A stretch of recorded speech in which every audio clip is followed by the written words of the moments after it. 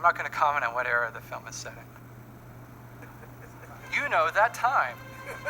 This film is set in a sort of an alternate universe, mid-60s world. And it's meant to kind of evoke the futurism of that age, but in a sort of timeless way. A lot of the early influences were definitely 60s architecture. There was a belief that the future was firmly, in the grasp. If you were a kid back then, hey man, by the time I'm grown up, we're going to be going to work in jetpacks.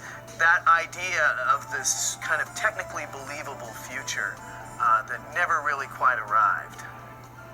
With the retro style of the film, we didn't want it to be purely as though we were doing a historical piece, but trying to design the future from the perspective of the 1960s. In the beginning, there were ideas of, well, how futuristic is the world? How futuristic is the home versus the island? Do they have flying cars?